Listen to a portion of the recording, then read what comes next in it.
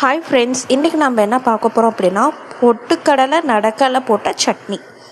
First அதுக்கான தேவையான பொருட்கள் பார்த்திங்கன்னா கொத்தமல்லி ஒரு கைப்பிடி அளவு, பச்சை மிளகாய், பொட்டுக்கடலை, அப்புறமேட்டு ஒரு ஸ்பூன் அளவு நடக்கடலை, உப்பு. இப்போ பார்த்திங்கன்னா பொட்டுக்கடலை ஃபர்ஸ்ட் ஆட் பண்ணிக்கலாம் ஃப்ரெண்ட்ஸ். ஆல்ரெடி நம்ம நடக்கடலையும் தேங்காயும் எடுத்து வச்சுக்கிட்டோம் ஃப்ரெண்ட்ஸ். மிக்சியில் போட்டாச்சு. அப்புறமேட்டு கொத்தமல்லி, பச்சை மிளகாய் ஒன்று, காரத்தை ஏற்ற மிளகாய் யூஸ் பண்ணிக்கலாம். வரமிளகா கூட ஒரு சில பேர் யூஸ் பண்ணலாம் ஃப்ரெண்ட்ஸ். ஒரு சில டைம் வரமிளகாவும் சூப்பரான டேஸ்ட்டு தரும். அப்புறமேட்டு உப்பு போட்டுக்கலாம். வரமிளகா சட்னி பார்த்திங்கன்னா இதே சேம் எல்லாமே தான். வரமிளகா போட்ட சட்னி பார்த்திங்கன்னா சப்பாத்திக்கு சாப்பிடுவோம். இந்த மாதிரி இது பச்சை மிளகா போட்ட சட்னி பார்த்திங்கன்னா பொங்கல், உப்புமா இதுக்கெல்லாம் இந்த விதமான சட்னி சாப்பிட்லாம் ஃப்ரெண்ட்ஸ். இப்போ அரைச்சிக்கலாம்.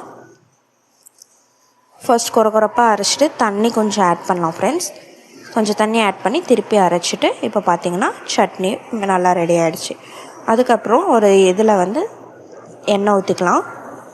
எண்ணெய் ஊற்றி கடுகு ஆட் பண்ணிக்கலாம். கடுகு, பருப்பு, கடலப்பருப்பு இதெல்லாம் கொஞ்சம் ஆட் பண்ணி அதோட கருவேப்பிலை கொஞ்சம் ஆட் பண்ணிக்கலாம் ஃப்ரெண்ட்ஸ். ஆட் பண்ணி நல்லா பொரிஞ்சு வந்ததுக்கப்புறம் கடுகு நல்லா காஞ்சதுக்கப்புறம் கருவேப்பிலையும் ஆட் பண்ணி சட்னியில் மிக்ஸ் பண்ணிக்கலாம் ஃப்ரெண்ட்ஸ். சூப்பரான சட்னி ரெடி ஃப்ரெண்ட்ஸ். இன்னொன்று ஃப்ரெண்ட்ஸ், பஜ்ஜிக்கும் கூட இந்த சட்னி தொட்டு சாப்பிடலாம். செம்ம டேஸ்ட்டாக இருக்கும் ஃப்ரெண்ட்ஸ்.